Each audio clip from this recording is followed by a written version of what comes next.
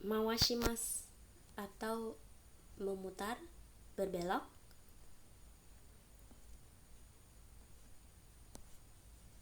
Kikimasu, bertanya. Jadi waktu dulu sudah pernah belajar kikimasu mendengarkan, sekarang kikimasu untuk bertanya ya. Hikimasu, menarik sebuah barang ya. Kaerimasu,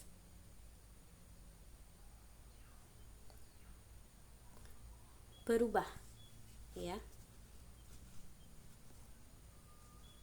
Sawarimasu, menyentuh. Demasu, keluar. Ugokimasu, bergerak.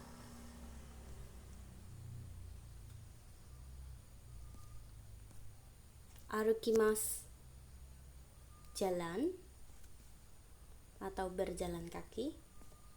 Watarimasu, menyeberang. Kiotsukemasu, hati-hati.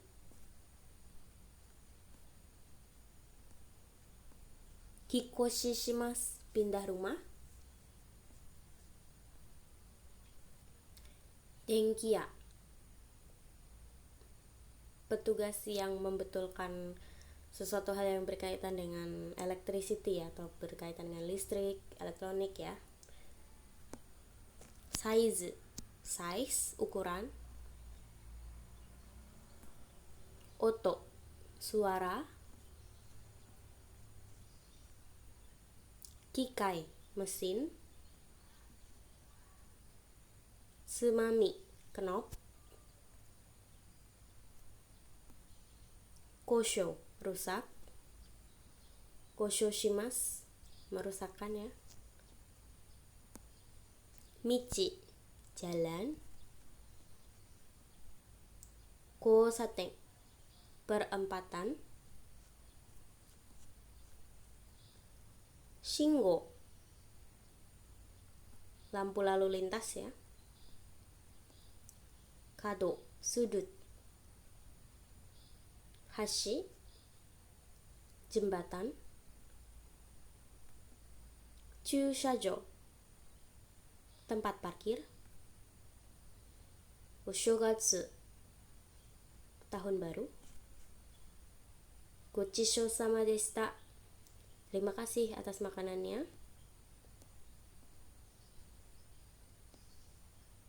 Nah, saat ini kita masuk ke pola kalimat bab 23 ya. Nah, yang pertama kita akan belajar tentang kalimat ketika ya. Ketika atau saat ya. Toki itu artinya saat, ketika, pada waktu itu ya.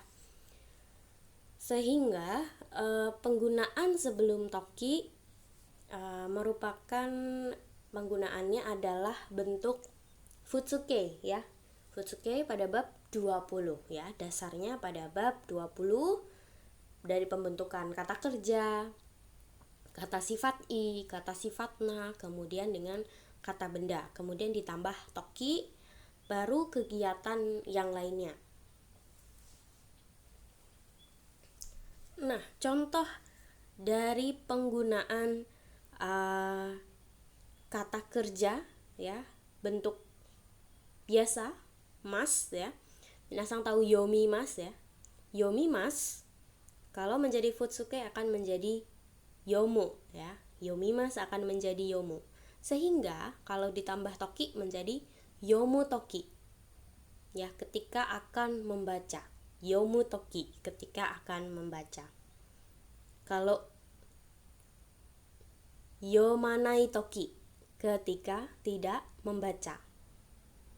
Ya, yomanai toki. Oke, kalau misal nih yomimashita. Yomimashita tambah toki, berarti akan berubah menjadi yonda toki. Ketika sudah membaca. Nah, kemudian kalau ketika dulu nggak jadi baca nih ya, yomimasen deshita, kemudian toki akan berubah menjadi yomanakata toki ya. Oke. Nah, ada satu contoh nih nomor 1. Jadi shimbun o yomu toki megane o kakemasu. Jadi ketika akan membaca koran, maka dia akan mengenakan kacamata. Oke, kemudian yang kedua. Uchie kaeta toki tadaima to iimasu. Kaeta itu asalnya dari kaerimasu ya. Kaerimasu artinya pulang ya. Jadi sudah pulang. Ketika sudah pulang ke rumah, jadi berkata tadaima ya. Selanjutnya untuk yang nomor 3 itu merupakan contoh kata sifat i ya. Kata sifat i. Untuk kata sifat i tidak perlu ada tambahan apapun ya. Jadi nemui toki ketika mengantuk. Kohi o nomimasu. Minum kopi. Diingat-ingat kata sifat i tidak perlu ada tambahan. Sehingga langsung saja nemui toki kohi o nomimasu. Oke, kemudian yang nomor 4 ya. Nomor 4 penggunaan adjektif na ya atau kata sifat na mirip sekali dengan futsuke yang sudah dipelajari. Nah, bedanya untuk yang nomor 4. Untuk yang nomor 4 itu menggunakan kata himana, bukan himada, oke? Himana ya. Himana toki ini menggunakan jishoke ya. Menggunakan jishoke bentuk kamus. Himana toki hon o yomimasu. Ketika sedang waktu luang, jadi membaca buku. Misal sedang tidak luang, gimana sensei? Hima ja nai toki ya. Hima ja nai toki hon o yomimasu. Ketika waktunya tidak luang malah membaca buku, begitu. Kemudian Mas Sensei kalau mau cerita masa lampau bagaimana? Bisa, ketika waktu yang dulu lampau ya, hima desta kan. Hima desta. Terus jadinya gimana Sensei? Jadinya hima data toki ya. Hima data toki. Hima data toki. Terus gimana coba? Hon o yo mimasu.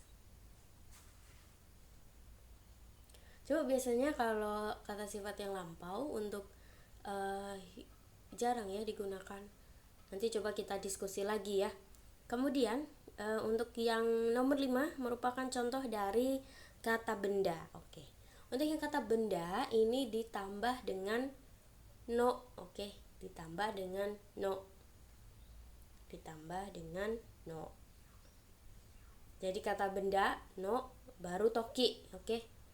Jadi ketika umur 26, 26 sai no toki kekkon shimasu. Ketika umur 26 menikah.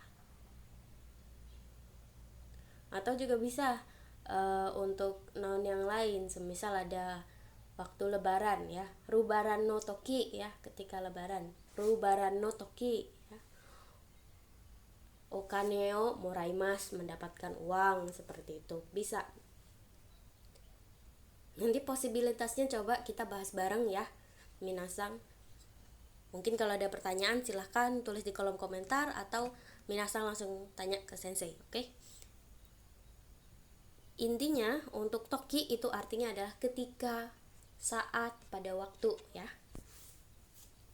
Selanjutnya untuk pola selanjutnya adalah menyatakan kegiatan yang pasti terjadi atau kegiatan yang tidak terelakkan. Oke, tidak terelakkan. Minasang bisa garis bawahi tidak terelakkan.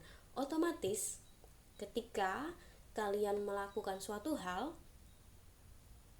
yang lain tuh auto terjadi. Nih, sensei kasih bayangan ya.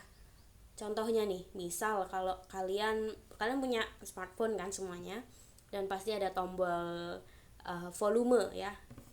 Kalau ke atas, kalau kita pencet tombol yang bagian atas, tombol volume bagian atas, otomatis apa yang akan terjadi? Pasti suaranya akan membesar kan, atau suaranya makin mengeras, ya kan? Tapi kalau kita pencet tombol volume yang bagian bawah, apa yang akan terjadi? Yang auto pasti terjadi apa? Suaranya pasti mengecil kan? Nah, itu merupakan penggunaan untuk pola kalimat ini, yaitu dengan to ya. Jadi menggunakannya adalah pola jishoke ya, pola jishoke atau bentuk kamus ya. Kata kerja bentuk kamus, kemudian ditambah to, baru kegiatan yang auto itu terjadi. Nah, contohnya nih nomor 1. Kore o mawasu to oto ga okiku narimasu. Kore ini mungkin menunjukkan ke ini ya, kalian kalau tahu speaker yang besar itu kan knopnya bulat ya, yang bisa diputar. Jadi kore o mawasu to, kalau memutar ini, otoga okiku narimasu, suaranya akan menjadi besar ya. Kemudian nomor 2, koko o osto oyu ga demasu. Nah, ini mungkin kalau ada yang biasanya tombol ya, tombol itu ditekan di toilet, mungkin didorong kan pastinya ya, ditekan, maka apa yang akan terjadi? Yang akan terjadi adalah airnya akan keluar atau airnya akan mengalir. Selanjutnya yang nomor 3, migie magaruto ya. Kalau kamu belok ke kanan, yubin kyoku ga arimasu, akan ada apa coba? Kantor pos. Begitu. Jadi sesuatu yang tak terelakkan tidak hanya sebuah kegiatan, tapi juga sebuah tempat, ya kan? Kalau minasang ke Kizuna nih, jalan lurus aja nih lewat beringin, terus belok ke kiri, itu udah pasti ada Kizuna kan? Nah, itu juga bisa.